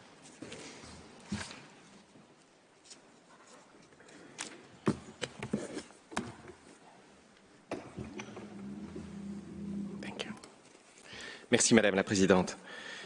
Yes, thank you, Madam President. Madam President, distinguished members of the court, it's an honour to take the floor before you at the end of this morning on behalf of Armenia. My colleagues have put to you the facts and the law to justify you exercising your power under Article 41 of the statute. And I will now move on to the concrete measures that Armenia is requesting from the court, and I will underline why these are necessary as they've been set out. Now, the facts before you are of the utmost seriousness. It's neither more nor less than the taking of hostage of 120,000 people, rendering their life impossible, unbearable, and then bring them to their knees, depriving them in midwinter of all essentials, solely because they are members of the Armenian national and ethnic group. The obvious aim of this operation, orchestrated and supported by the Azerbaijani regime, is to give notice to the Armenians of Nagorno-Karabakh that they are at their mercy, to discourage them, to make them fed up with living where they were born, where their ancestors lived for centuries, to cause the massive exodus of those who haven't already left subsequent to the war of 2020. That's the perspective that President Aliyev openly espouses. Now, you will have heard him, you would have read him. He declared 20 days ago, if those besieged and surrounded Armenians want to leave, let them do it. The road will be open to them. Now, Madam President, distinguished members of the Court, as you've been able to note since the filing of the initial Armenian application, the usual reaction of Azerbaijan to any accusation against it is to be offended, to issue wholesale denials and then start accusing in return. Distinguished members of the Court, Azerbaijan can vituperate as much as they want. Nobody believes in their environmental fairy tale. Nobody believes in the so-called activist initiative of civil society in a country which is notoriously autocratic. Nobody believes that this has been the fault of the Russian Federation. Nobody believes that the Armenians of Nagorno-Karabakh would be free to come and go, and that foodstuffs would arrive in sufficient quantity like before, that families will be able to meet freely, and that ill people will be transported without restriction. Free press doesn't believe it. Foreign governments don't believe it. The European Court of Human Rights didn't believe it. The committee, subsequently, of ministers of the Council of Europe didn't believe it either, nor did the Parliamentary Assembly of the same organisation or the European Parliament. These important documents are all in your judges folder under tabs 3 through 7. The UN High Commissioner for Human Rights has called the full re-establishment of freedom of movement in the Lachin corridor the only way to ensure that the elementary rights of the population affected will be respected. Of course, this means the Armenian population of Nagorno-Karabakh. Finally, the major NGOs equally decried the humanitarian urgency.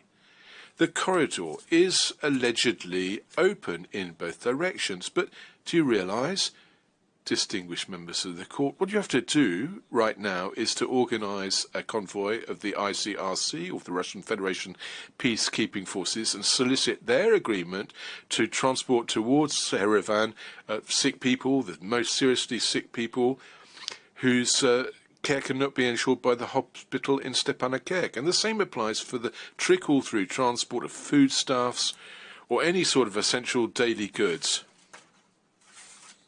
All the while hoping, of course, that the so-called protesters see fit to move off the road when the convoy approaches. Depends on their mood, doesn't it? It depends, of course, on instructions they're receiving from Baku. Distinguished members of the court, Azerbaijan is besieging Nagorno-Karabakh quite simply because the Armenians want to continue to live there, and that the and that Azerbaijan cannot bear this. Nagorno-Karabakh has to change its name, has to change its culture, and all trace of secular Armenian present must be denied. In a word, Nagorno-Karabakh has to change its people. Karabakh is Azerbaijan, as the so-called eco-activists chant in chorus.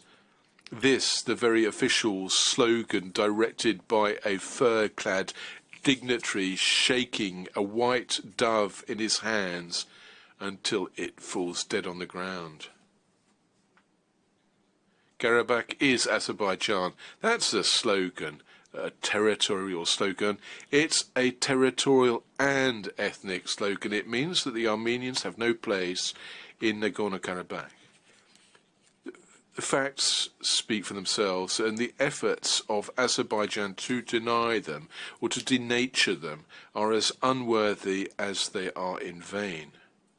Your court is the final guardian of the Convention on the Elimination of all forms of racial discrimination. Azerbaijan signed up to it, but acts to the contrary, even if the environmental pretext were true, but we know it's baseless. Even if it was true, it must still bow to the imperatives of the Convention.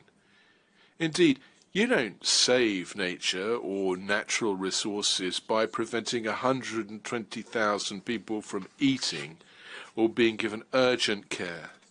And this all the more so when this violation of elementary human rights, by its purpose and effects, targets individuals on grounds prohibited by the Convention. The road blocked since 12 December, you know, only serves the Armenian population of Nagorno-Karabakh. It was given protected status by the agreement of November 2020 precisely for this reason. But Azerbaijan seeks to have you believe that its blockade is in no way discriminatory. But, distinguished members of the court, to see through Azerbaijan's plan, you really have to ask yourself two simple questions. Why staged a so-called demonstration precisely here? Why do it in midwinter? And why for 50 days already with no end in sight? Distinguished members of the court, Azerbaijan, you know, has remained deaf to the numerous appeals of the international community to end its blockade so that the highway be open for use once again as it was before 12 December. Azerbaijan dismissed the provisional measures ordered by the ECHR, nor did it comply when the Committee of Ministers quite exceptionally enjoined it to do so. Your court has to act, and you must act swiftly.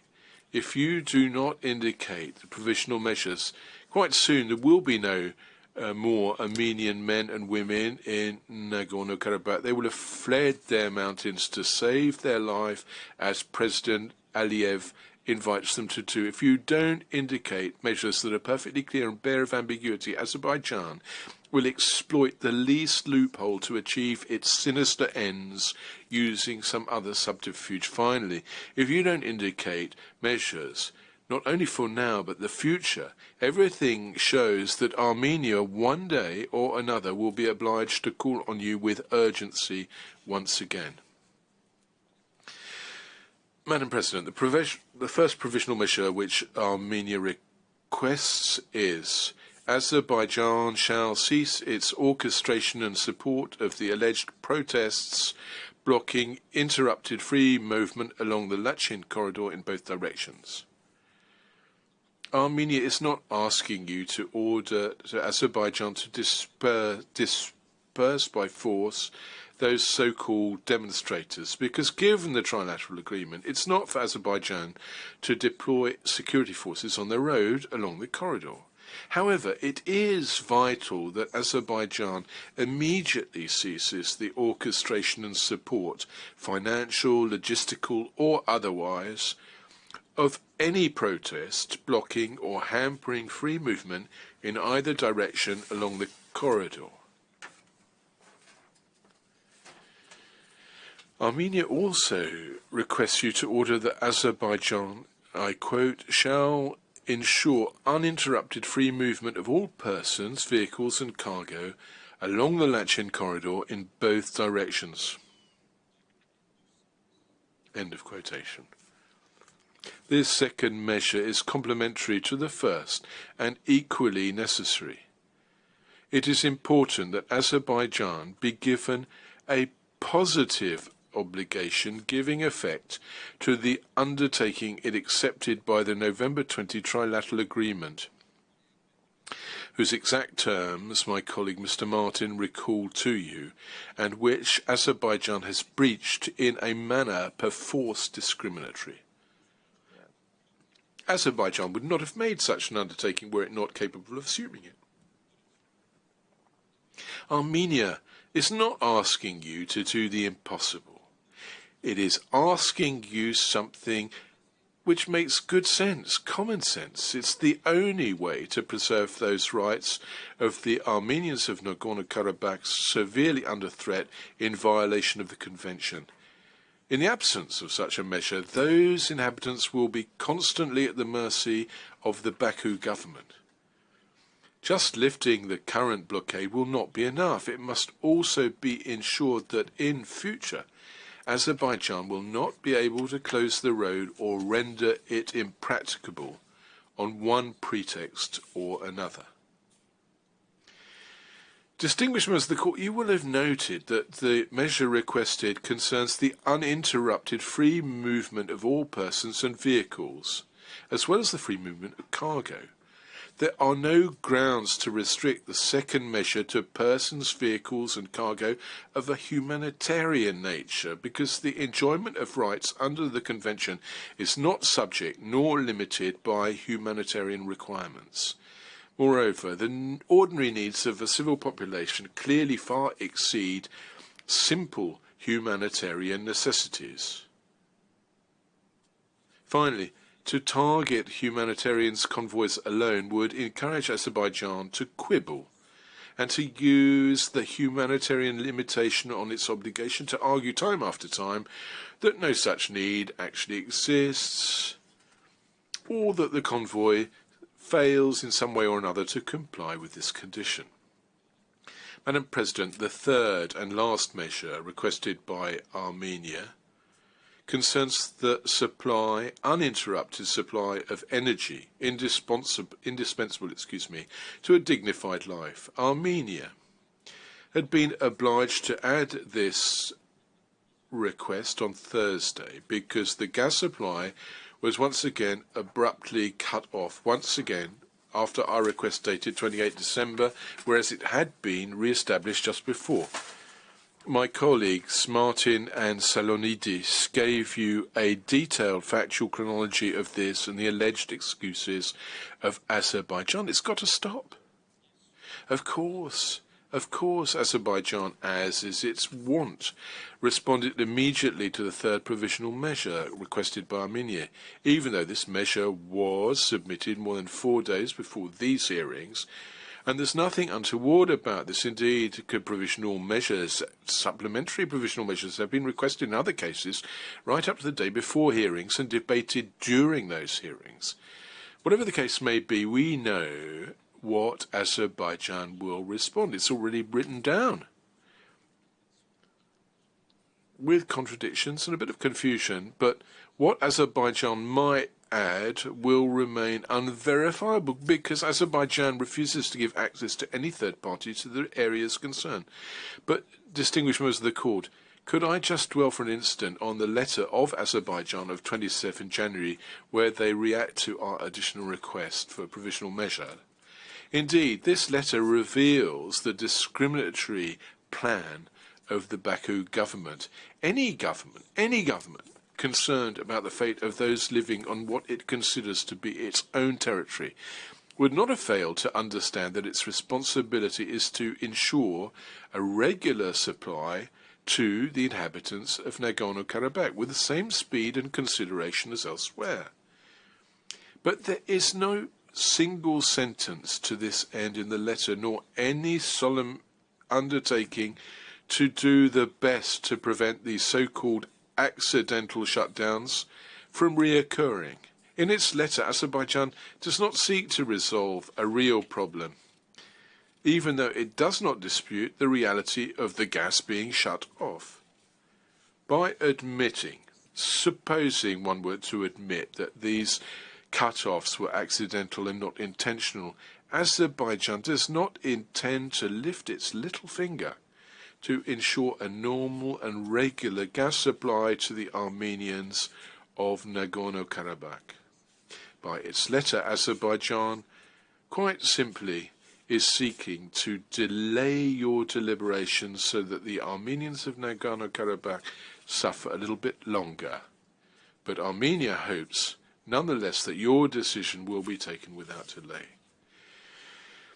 Distinguished members of the court, the measures requested concern Azerbaijan and Azerbaijan alone because it's its behaviour that alone is at issue here. It's Azerbaijan that is organising, sponsoring, supporting the so-called eco-protesters. It's Azerbaijan which is violating in discriminatory fashion the obligation it assumed under the trilateral agreement, thus causing irreparable harm to the rights recognised under the convention. It's Azerbaijan which is responsible for gas and electricity supplies from the areas under its control and thus for the ensuing breakdowns in service.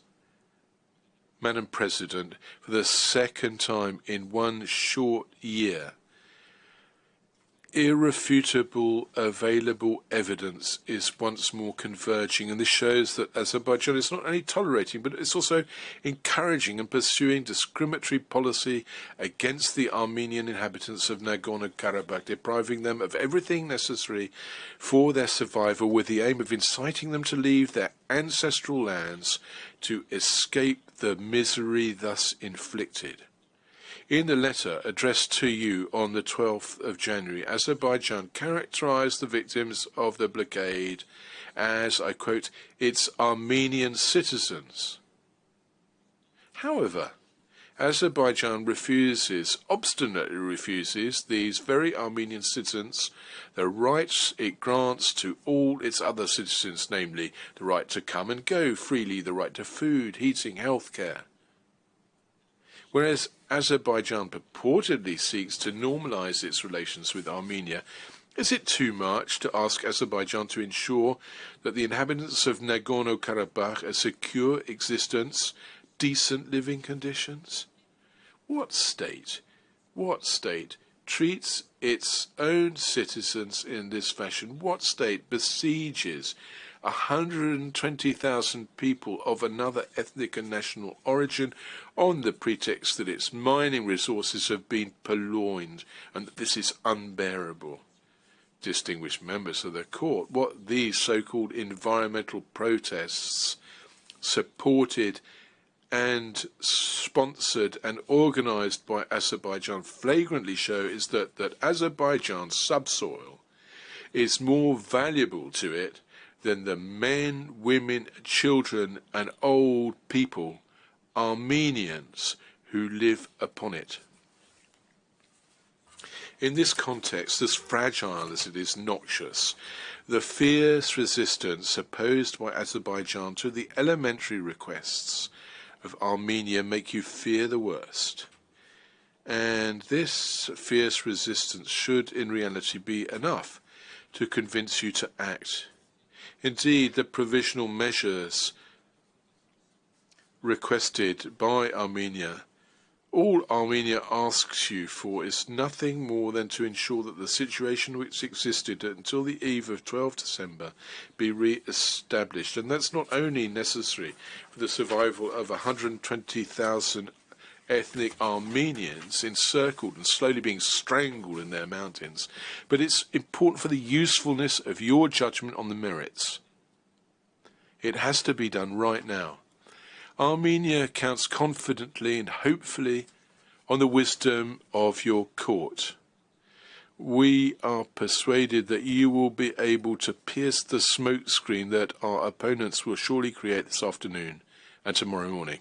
I'd like to thank the court for its kind attention, and could I request to Madam President to please call Dr. Œgişe Karakozyan to the Bar as agent for Armenia to present the final submissions of our country. I thank Professor Dajan for his statement, and I now invite the agent of Armenia, His Excellency, Mr. Ďuriš Kyriakosyan, to take the floor. You have the floor, Excellency.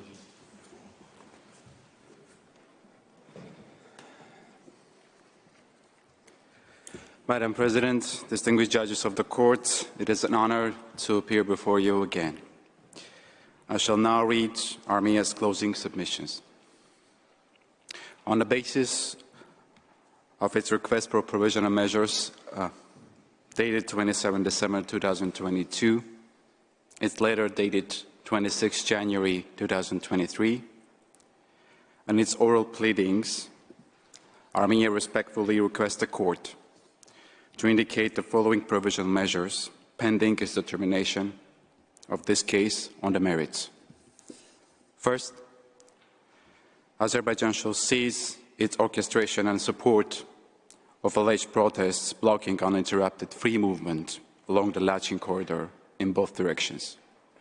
Second, Azerbaijan shall ensure uninterrupted free movement of all persons, vehicles and cargo along the Lachin corridor in both directions. Third, Azerbaijan shall immediately, fully restore and refrain from disrupting or impeding the provision of natural gas and other public utilities to Nagorno-Karabakh. Madam President, distinguished judges of the court, this concludes Armenia's oral presentation of its request for provisional measures. Thank you for your attention and consideration of Armenia's request. I thank the agent of Armenia, whose statement brings to an end the single round of oral argument of Armenia, as well as this morning's sitting. The court will meet again this afternoon at 4 p.m. to hear Azerbaijan present its single round of oral argument. The sitting is adjourned.